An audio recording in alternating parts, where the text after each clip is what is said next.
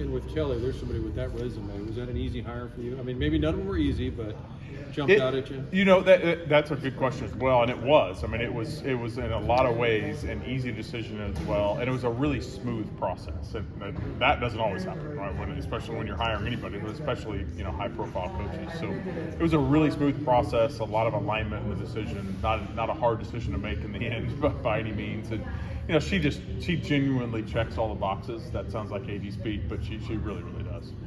Go ahead. When you speak to just life after Mizzou and how you're preparing each athlete, you see the NFL draft, Armand Membu getting picked 7th overall, all those special moments, how cool is it to see that translate to life beyond Mizzou? Yeah, well, that is what it's all about, right? I mean, even in this day and age with NIL and transfers and all those things, we don't lose sight of the fact that you're still bringing along young people, you're helping them learn, and in many ways, the kind of modern era of college sports really requires young people to elevate their game and mature much faster. They're dealing with contracts and money and that kind of high profile pressure in ways that it didn't even when I was a student athlete. So in a lot of ways, that's been really interesting to see. It's kind of a unintended benefit of some of these changes, but yeah, we have a lot of special people at Mizzou kind of making their way.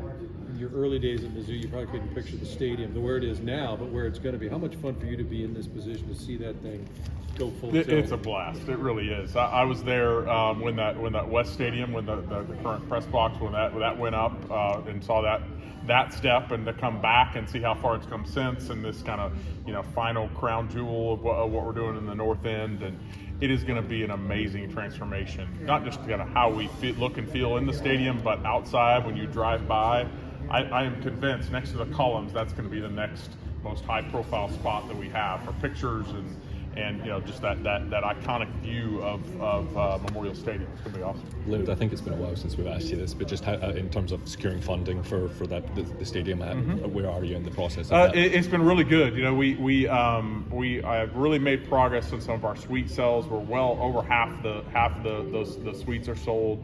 We've actually had some really good progress in terms of commitments and philanthropic gifts, kind of 7-figure leadership gifts here in recent weeks. So we'll have more announcement coming out soon, kind of an update of that, maybe some updated renderings here in the coming weeks. And just feel really good about the progress. Folks are recognizing how important this is and how important it is that we get the philanthropic support at the level we need, because that'll really help make this be a positive return for the department in the long run. So it's going great. I mean, in every way, ahead of schedule where you would expect us to be at this point. This might be a little in the weeds, but when you're calling, your job's always to find money. It used to be like for the athletic department. Now it's like, I need some basketball money. I need some stadium money. Are you saying to people, hey, you want to give to this or that? Is it a menu for them? How do you go about it? Yeah. We first start with there's a lot of opportunities for giving, right? There's a lot of mouths to feed, so to speak. So. Yeah, it really comes down to that individual donor. What's their passion? What do they want to connect with? What sport do they care about, or where do they? So we have some folks that do want to help us with NIL and revenue share because they see that's the front line of competition. That's going to drive our success. There's others that are really passionate about scholarships. We still have a lot of scholarships. In fact, we have about $3 million more with the scholarships next year than we have this year. And of course facilities and all those other things. So it takes everything, and so that there are a lot of opportunities, and we just sit down with people and work through that with them in terms of where they want to make that impact. And nobody ever says, you again? Oh no, they do. Yeah, they still, even with the job, they'll turn the other way when the fundraiser shows up. But our folks have really responded and just really recognize that this is an era where you have to invest to win. And even I heard from our team today that we're over 70% renewed, and our football season tickets are, which is ahead of where we were last year. We sold out. So even with the price increases, even with some of the changes, the momentum is pretty incredible. How much of an advantage do you get, like when you have the success that you had with the gymnastics? Your wrestling has been good. We know football drives the bus, but how much do those other sports mean to what we're talking about? Yeah, well, what it impacts our brand overall, not just as an athletic department, but as a university, and just elevates the the expectation of success, and that's what we're trying to create. This is a place where we expect to win. We keep talking about this will to win, and it's difficult to win. It's hard to win. You have to have a real will, and you have to be willing to do what it takes. And for our coaches, for our staff that's showing up every day, getting after it, and making tough decisions, and doing the work. For our donors, that's investing. For fans that can maybe come to a game or two, that's what it is for them. So. It takes a lot, but those kind of victories it's demonstrating the proof behind these investments are mattering, and they're making a difference, and we're continuing to elevate. Do you know enough about the House settlement that you can plan for that? Yeah, there's been a ton of planning going on. Now, it is definitely, you're kind of building the plane as you fly, so to speak. But so that there's a lot of challenges, a lot of unknown, but we get enough information where we're able to make some of the key decisions, and we're now right at a point, as with the settlement, where we're waiting to hear what's that kind of final piece with the roster limits, and how does this work out. So we've made a lot of decisions up to this point, and we'll continue to adjust and work through that as it finalizes here soon. Can they work on the transfer portal dates? Is that a big beef? Like with Bo, couldn't stay with Penn State. Is there talk about that altering some of the? Yeah, there is a lot of that? There's a lot of talk about that, and this is one of the many reasons why we need the House settlement to go through and get approved, is so that we can then move on to all the other things, right? And that is one of the many things we need to really work through, is our calendar and how we manage transfer portals, and for not only for football, for all of our sports, that there needs to be adjustments that will continue to take place after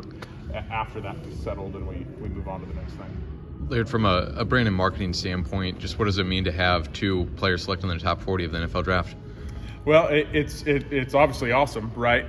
Not only from a brand and marketing standpoint. I mean, you look at the national exposure that gets our institution, our state, but it also continues to reiterate what Coach Drink is doing and the kind of talent that he's bringing in, and that we are an elite program that can provide and help elite players be successful. So it's awesome, and those kind of things can feed on themselves. We've had a lot of high-level players over here over the years, not only in that sport, but in many others, and it's just another example of that. Laird, a year ago you did the same event. You was talking about getting more involved in the St. Louis community and building that community between St. Louis and Mizzou. What's the progress been like in the past year, and what's next, to continue to build that? Yeah, I feel like the activity has been really high, and when I say activity, I mean meetings, events, engagement with folks has just been super high. We've been over here a bunch. I feel like I'm here every other week in one way, shape, or form, and we've had a ton of meetings with a lot of key players in this market, a lot of big companies. Obviously, we have some really big donors here, but the receptivity to what we're trying to do is really high, and we can feel more and more that connection between St. Louis and Mizzou. We got to continue to build on that. What kind of just played into the decision to get the ball rolling and getting a new turf field for Taylor Stadium?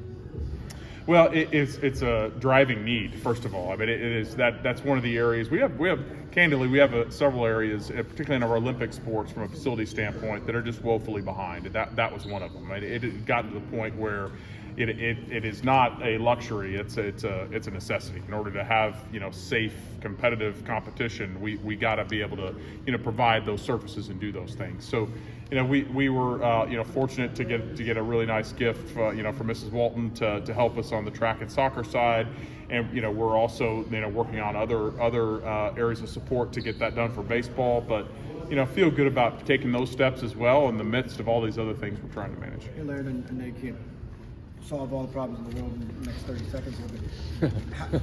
Keep asking. I'll try. How do you resuscitate Mizzou baseball? Yeah, it is a challenge, right? I mean, that is an incredibly competitive sport in this league, right? And that is an area, just like I said, where we have not necessarily invested to the level that we need to, candidly. So we got to continue to do that and continue to support our coach and help him be successful. And that's a process, right? It doesn't happen overnight. I mean, you look at what happened with, say, Mizzou football here just a handful of years ago. We weren't quite where, but we stood through it, and we supported the coach, and we continued to knock out the things you need to get there. So part of it's investment, part of it's support. We need to have a plan, and we need to roll our sleeves and get after it and get there. So how do you evaluate? the job Carrick has done so far? I think a lot of Carrick in terms of not only coach but person. He did take over a difficult situation in many respects, and he'll keep after it. He'll keep doing it the right way, and it's not an overnight thing. So we'll just keep supporting him. And you look at what happened with men's basketball. Last year we had a similar kind of struggle, and then flipped it around this year and made a big step. And we need to continue to support our coach to get to that point. Thanks. All right, thanks.